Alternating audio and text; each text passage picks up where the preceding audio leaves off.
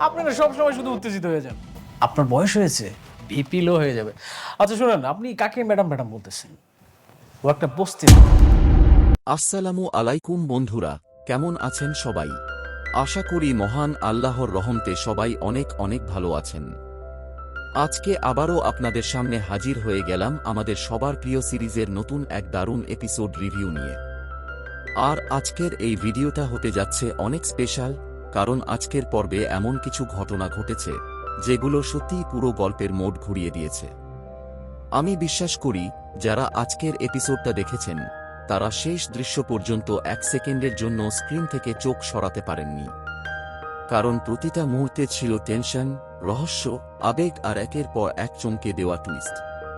তো ভিডিও শুরু করার আগে আপনাদের কাছে ছোট্ট একটা রিকোয়েস্ট, আপনি যদি এখনও আমাদের চ্যানেলটি সাবস্ক্রাইব না করে থাকেন তাহলে এখনই সাবস্ক্রাইব করে পাশে থাকা বেল আইকনটি অন করে দিন, কারণ প্রতিদিন আমরা আপনাদের জন্য নিয়ে আসি এই ধরনের নতুন নতুন episode review, story explain, theory আর আগাম আপডেট।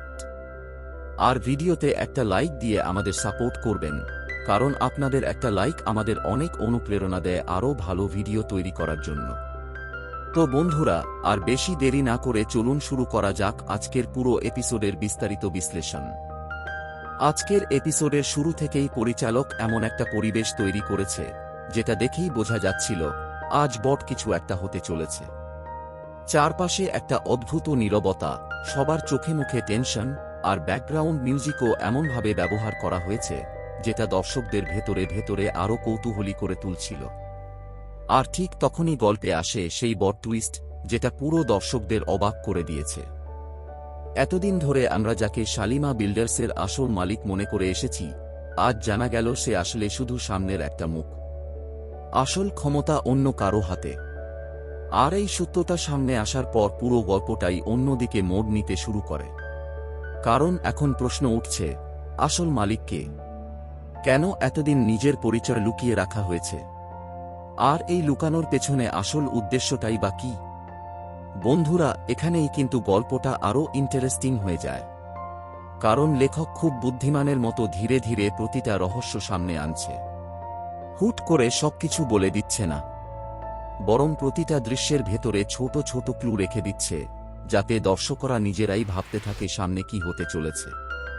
আর যদি আমরা রাতুলের ব্যাপারে কথা বলি, তাহলে বলতে হবে আজকের এপিসোডে এই চরিত্রটা ছিল সবচেয়ে রহস্যময়। কারণ গত কয়েকটা পর্ব ধরেই আমরা দেখছিলাম রাতুল অনেক হিসাব করে কথা বলছে, খুব ঠান্ডা মাথায় সব পরিস্থিতি সামলাচ্ছে। কিন্তু আজকে তার কিছু আচরণ স্পষ্টভাবে বুঝিয়ে দিয়েছে সে অনেক বড় কিছু লুকাচ্ছে।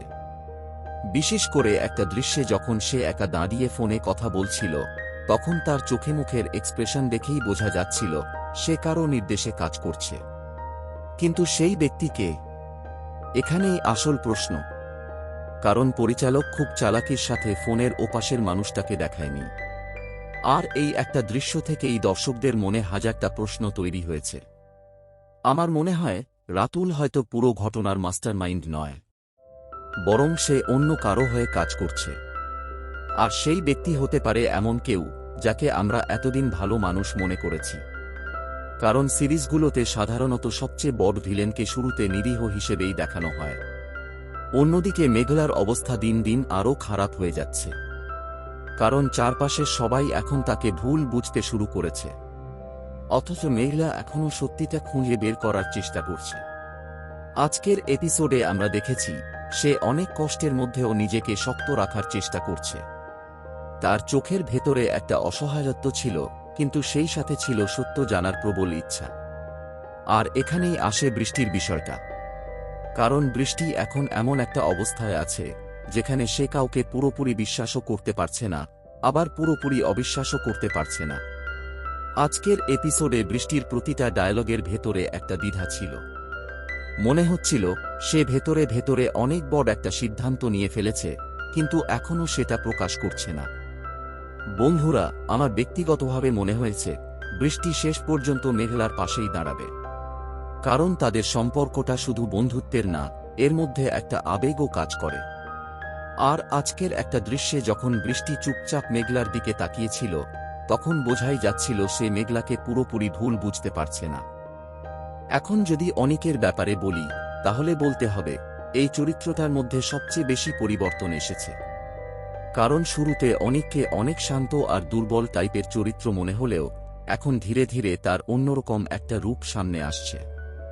আজকের এপিসোডের শেষ দিকে তার চোখে মুখে যে রাগ আর প্রতিশোধের আগুন দেখা গেছে সেটা স্পষ্টভাবে বুঝিয়ে দেয় সে খুব শিগগিরই বড় কিছু করতে চলেছে। তো বন্ধুরা, আজকের মতো এখানেই বিদায় নিচ্ছি। সবাই ভালো থাকবেন, সুস্থ থাকবেন, নিজের পরিবারের খেয়াল রাখবেন। আবার দেখা হবে নতুন কোনো ভিডিওতে, নতুন কোনো দারুণ এপিসোড রিভিউ নিয়ে। আল্লাহ হাফেজ।